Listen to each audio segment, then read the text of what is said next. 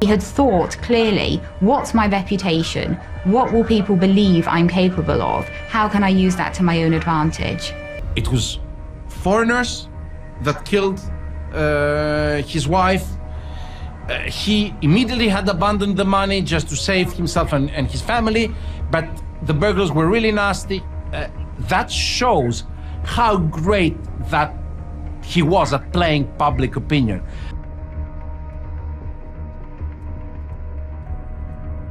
In the early 2010s, Greece saw a sudden spike in home-safe sales as the country teetered on the brink of economic collapse. Fears of a forced exit from the euro and a return to the drachma gripped citizens, prompting a mass withdrawal of savings from banks as people sought to safeguard their euros within their own homes. As the financial crisis deepened, so did the crime wave, with home invasions becoming a common occurrence. By 2021, newspaper headlines were flooded with reports of robberies, but one story stood out: the brutal murder of 19-year-old Caroline Crouch during what initially appeared to be a home invasion gone tragically wrong. Living in a luxurious suburb of Athens, Caroline, a young mother, was murdered in her own bed, igniting a nationwide manhunt for the supposed gang of professional foreign thieves responsible. But the truth, as investigators would soon discover, was much closer to home. Caroline's story began in a seemingly idyllic setting on the Greek island of Alonissos, where the vibrant landscape of pine and olive trees met the azure waters of the Aegean Sea. At just 16, Caroline's life took a cinematic turn when she caught the eye of Babis Anagnostopoulos, a charismatic 29-year-old pilot from Athens who made grand, movie-like gestures to capture her attention. He would often fly his helicopter low over her high school, impressing Caroline and drawing envious gazes from her classmates. His charm and good looks were undeniable. Locals likened him to a movie star, and his aerial displays became a well-known spectacle on the island. 4 years later, Caroline and Babis, now married, would be at the center of a tragedy that rocked their quiet island community. In 2021, on a hilltop cemetery overlooking the Aegean, Caroline was laid to rest in a white marble grave adorned with her wedding photo, a somber reminder of the love story that had ended in heartbreak. Babis, holding their infant daughter Lydia, placed a single flower on Caroline's casket, surrounded by mourners who believed the couple had fallen victim to a violent burglary. The crime captivated the nation, with every detail scrutinized as the police struggled to find the perpetrators. For weeks, there was no significant breakthrough, and the grief-stricken Babis continued to publicly mourn his young wife. Then, at Caroline's memorial service, everything changed. Detectives arrived with a startling announcement. A new lead had emerged, and Babis was needed back in Athens to help identify a suspect. As he was escorted away, the island buzzed with speculation that justice for Caroline was finally within reach. Just 80 yards from the cemetery where Caroline Crouch was laid to rest, stood the home where she spent her childhood. Born in Athens on July 12, 2001, Caroline was the daughter of David Crouch, a British ex-oil and gas executive with a distinguished military background, and Susan de la Cuesta, a Filipino woman who managed a cleaning service on the idyllic Greek island of Alonissos. The family moved to their dream home on this lush Mediterranean paradise when Caroline was just 2 years old, where she grew up surrounded by the sea she would soon master. From a young age, Caroline was drawn to the ocean, becoming a certified scuba diver and skilled ocean kayaker, and earning a black belt in kickboxing. She was also academically gifted, fluently speaking 4 languages, including Greek, English, French, and Tagalog. In April 2017, during a candlelit Good Friday procession, Caroline, then 16, caught the eye of Babis Anagnostopoulos, a dashing 29-year-old pilot visiting from Athens. Despite the significant age gap, Babis was captivated by Caroline, and their relationship quickly intensified. He made frequent trips from Athens, often flying his helicopter over her school to impress her. Despite his initial concerns about her young age, their bond deepened, and by the time Caroline was 17, they were romantically involved. Unbeknownst to her parents, Caroline became pregnant, though she tragically miscarried after just 3 months. Around her 18th birthday, Caroline requested her parents' permission to travel to Portugal for a holiday. They agreed, unaware that Babis would accompany her and that the couple planned to marry. On July 15, 2019, just days after her birthday, Caroline and Babis were wed in a small beach ceremony in Portugal. Her parents were shocked upon learning of the marriage, with David meeting his new son-in-law for the first time only after the wedding. Despite Despite the significant age difference, David found himself impressed by Babis, who seemed quiet and self-effacing, traits he appreciated. After their wedding, Caroline and Babis settled in Athens, where Caroline enrolled in university, studying statistics. In June 2020, they welcomed their daughter, Lydia. As the family grew, Caroline's parents gifted them 70,000 euros to purchase land in another Athenian suburb where they planned to build their dream home. On May 6, 2021, the land purchase was finalized, and everything seemed to be falling into place for the young family. But just 5 days later, on the morning of May 11th, tragedy struck. At around 4:20 a.m., Caroline's neighbor Lila was awakened by the sound of Roxy, the family's 7-month-old husky, crying, a sound that was unusual enough to momentarily rouse her from sleep. 2 hours later, Lila was jolted awake again, this time by a distressed phone call from Babis. His voice was muffled, almost unintelligible as he desperately tried to communicate. Alarmed, Lila woke her husband and went to check on the family next door, only to find the street filled with police cars. Unbeknownst to Lila, Babis had also called Greek emergency services minutes before, though the operator struggled to understand him due to the duct tape that covered his mouth. Through his muffled cries, the only words that could be made out were, "Ambulance, ambulance, ambulance." When police entered the apartment, they found a chilling scene. The home had been ransacked, drawers emptied, and upstairs, they discovered Babis on the floor, bound with tape around his neck, mouth, and eyes. Miraculously, he was still alive, but the horror was far from over. The scene inside the apartment was devastating. Caroline Crouch was found lifeless, face down on her bed, strangled to death. Nearby, their 11-month-old daughter, Lydia, sat crying beside her mother's body, unharmed but surrounded by the unthinkable.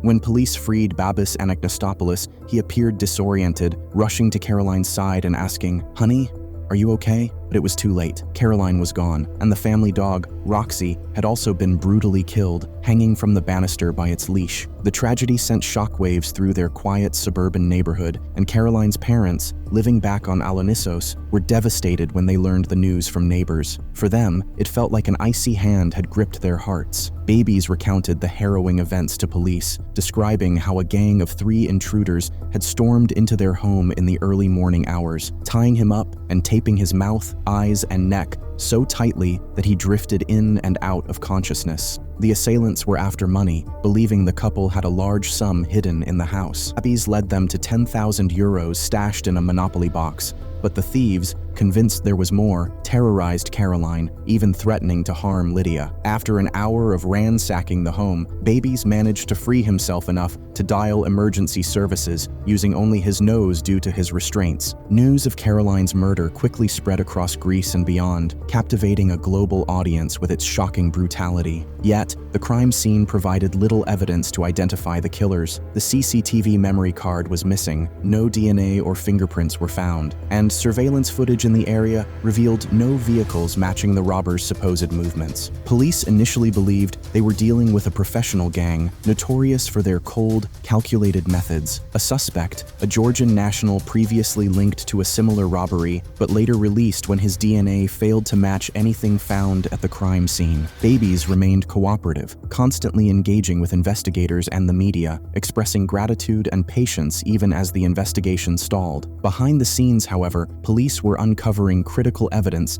that suggested the truth was far more sinister. A hidden diary belonging to Caroline painted a starkly different picture of her relationship with Babis. The entries detailed frequent arguments, a strained marriage, and Caroline's growing desire to leave her controlling husband. She described Babis as manipulative and overbearing, revealing to her counselor that he monitored her every move, isolating her from friends and restricting her freedom. Portraying Caroline's emotional struggles as postpartum depression, her counselor discovered that it was Babis himself who was the root cause of her distress. As police shifted their focus, they began examining Babis not as a victim, but as a potential suspect. Clues that initially seemed innocuous took on new significance, and the facade of a grieving, devoted husband began to crack. As police dug deeper into the events of that fateful morning, they made a startling discovery on Babis Anagnostopoulos' cell phone, an app that tracked his every movement throughout the day. When they analyzed the data, they found a glaring inconsistency. While Babis claimed to have been bound and incapacitated during the supposed break-in, his step tracker revealed that he had been moving up and down 3 flights of stairs in the house between 5 and 6 a.m. This directly contradicted his account, but the most damning evidence came from Caroline Crouch's smartwatch,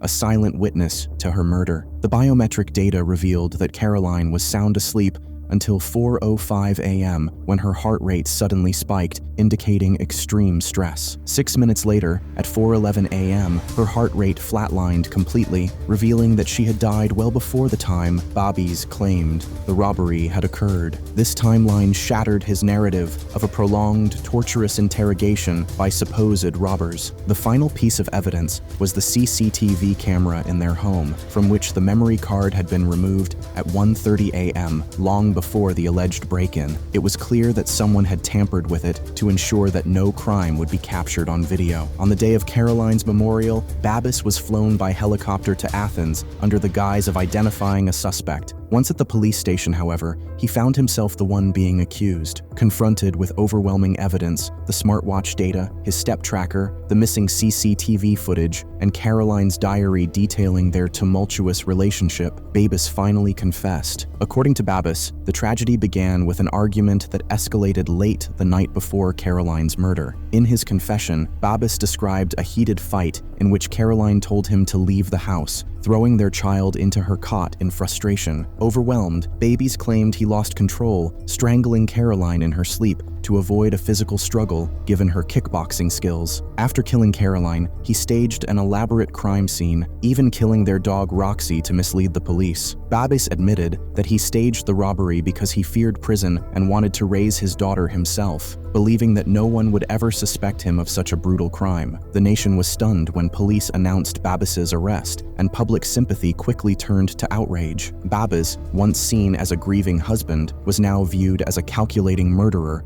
who had fooled everyone. At his trial, he pleaded manslaughter, arguing that the crime was impulsive and born out of a moment of passion. However, the evidence of his premeditated actions, particularly his removal of the CCTV memory card hours before the murder, painted a different picture. The jury, convinced by the prosecution's portrayal of a controlling and manipulative husband, found him guilty of premeditated murder and sentenced him to life in prison, plus an additional 11 years for killing the dog. During the trial, Caroline's father, David Crouch, claimed that Babis' true motive went beyond domestic disputes. In an interview, David alleged that Babis had confessed in a letter that he was involved with a drug smuggling ring and had killed Caroline to silence her after she threatened to expose his criminal activities. Though this claim remains unverified, it adds a chilling layer to an already dark story. For little Lydia, now just 2 years old, the nightmare of losing both her parents is a legacy she is too young to understand. Caroline's parents, David and Susan, fought for custody and have since relocated to the Philippines, far from the tragic memories in Greece. They are dedicated to giving Lydia a loving upbringing, though they know that one day they will have to explain the painful truth of her parents' past. Until then, they focus on the happier memories of Caroline, sharing stories of her adventurous spirit, her strength, and the charm that Lydia seems to have inherited. Thanks for watching. If you enjoyed this case,